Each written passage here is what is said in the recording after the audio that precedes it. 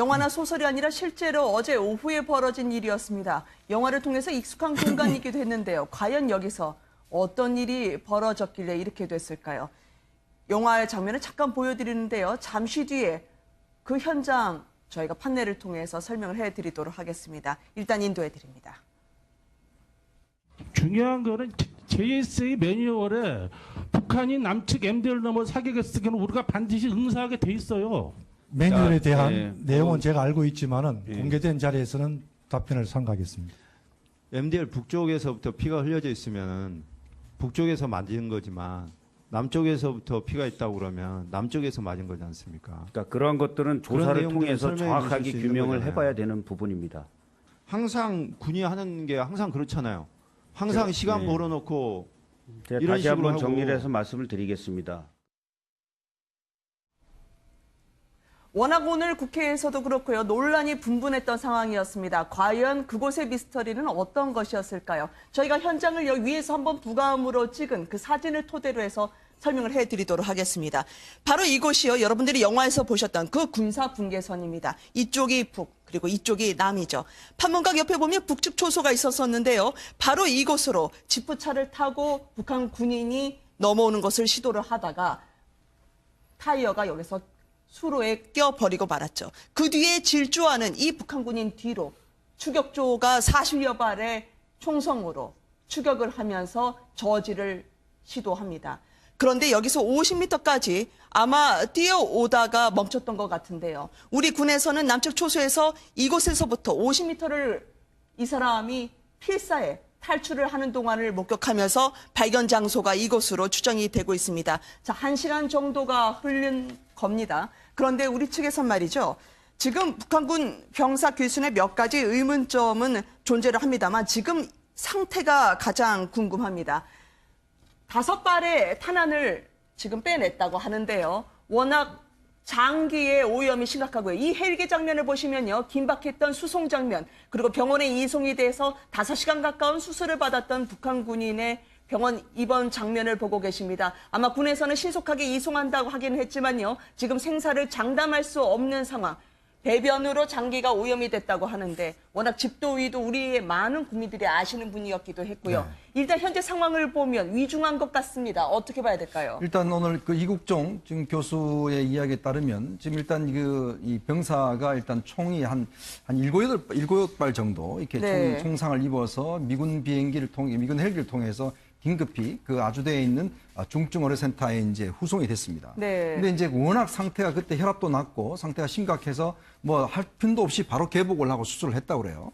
근데 이제 문제는 안에 있는 내장이 지금 터져서 실제로 그 분변이라든지 또 뭐 기생충이나 이런 것들이 다 오염이 돼서 네. 그걸 제거하는데 굉장히 시간이 많이 걸렸고 지금 같은 경우는 사실 이제 개복을 해놓은 상태라고 합니다. 왜냐하면 이게 지금 아직까지 탄화를 몇 개를 못 빼낸 곳이 있다고 그래요. 아, 그건 네. 왜냐하면 너무 깊숙한 곳에 있어서 지금 일단 어느 정도 조금 이제 그 살린 다음에 다시 이제 좀 치료를 하기 위해서 하는데 문제는 지금 많은 약물을 투입해서 일단 한 일주일 정도를 지켜봐야 하는 상태라고 합니다. 네. 그래서 굉장히 위중한 상태라고 그러고 사실 이게 총이 한 40발 정도 쐈는데 그중에서 한 7발 정도가 일단 현재 맞고 그중에서는 몇 개는 또 관통이 됐다고 그러거든요. 네. 근데 보통 이제 우리가 일반적인 총탄 산환 같은 경우는 그냥 뚫리는 게 아니라 그 나가는 지점에 굉장히 크게 이제 상처가 있습니다. 그만큼 네. 상처가 심하기 때문에 근데 이제 일단 치명상은 아닌 것 같아서 현재로서는 일단 상태를 지켜보고 있는데 일단 이국종 교수 이야기에 따르면 상당히 그래도 좀 안심할 수 없는 그런 상황이라고 전하고 있습니다. 네.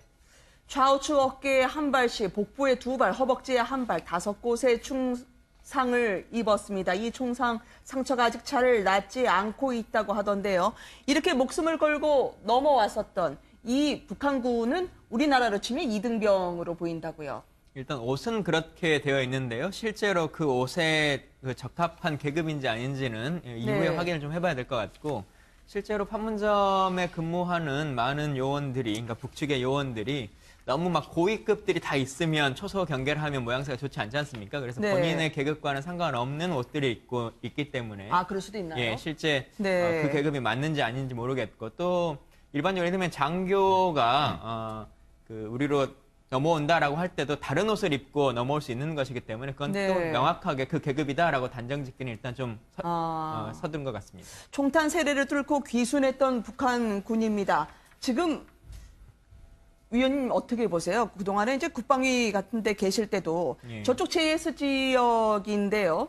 지금 저 정도의 경비병일 가능성도 있다고 하면 상당히 신분이 높은 그리고 당성도 좋은 사람일 수 있다라고 이야기를 하던데 사실입니까? 예, 일단 약간 의아스러운 것은 일반적으로 그냥 일반적인 DMZ나 철책을 넘어오는 경우는 있을 수 있을 것 같은데 네. JSA를 통해서 넘어왔다라고 하는 것이 조금 더 의아스럽고 네. 또 말씀하셨던 것처럼 JSA 근무라고 하는 것이 당성이 아주 강한 사람들만을 뽑아서 이제 하는 것이기 때문에 우리도 네. A급 요원들만 이제 보내는 지역이지 않습니까? 그래서 네. 어떠한 이유로 넘어왔을 것인가라고 하는 것을 확인을 해봐야 되는데 지금 워낙 건강 상태가 좋지 않기 때문에 깨어난 다음에 정확한 합참과 유엔사의 조사가 있을 것 같습니다. 네.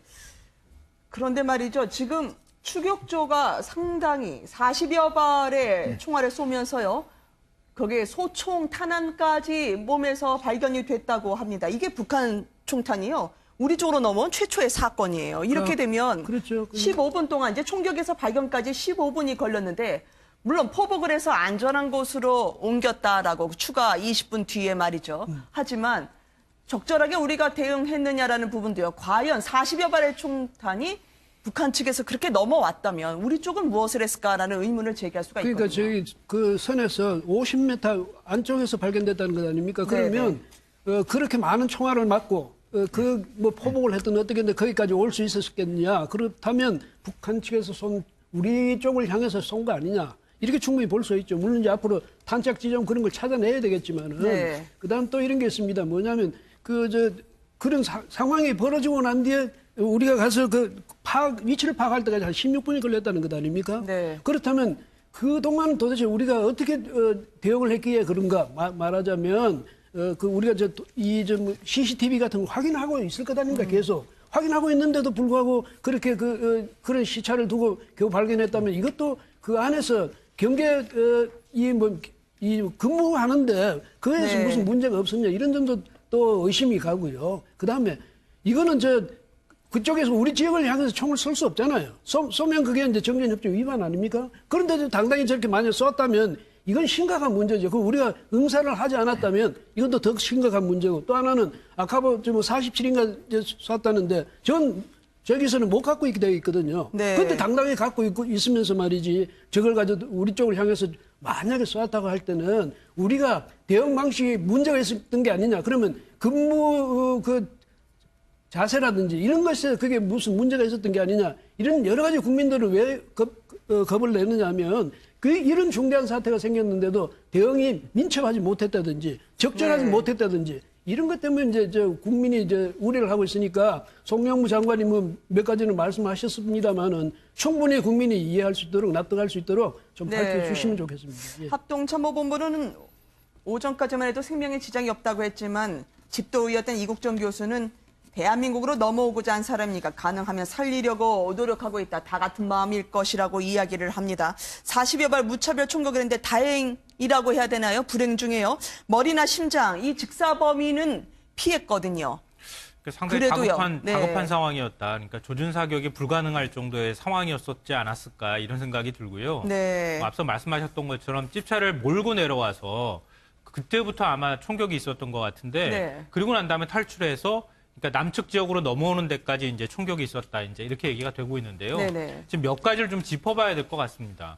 그러니까 첫째로는 지금 AK 소총탄이 지금 몸에서 나왔다고 얘기하는데요. 지금 AK 소총을 휴대할 수 없도록 돼 있거든요. 일종의 네. 이제 JSA는 중립 지역 같은 곳입니다. 그러니까 그렇기 때문에 중립 지역 내에서는 권총탄만 휴대할 수 있도록 돼 있고 네. 지금 AK 소총 같은 그러니까 장거리를 우리가 긴 사거리를 갖고 있는 총과 그리고 굉장히 이 살상력이 높은 총기를 휴대할 수 없도록 되어 있는데 어떻게 AK 소총탄이 몸에서 나올 수 있었을까?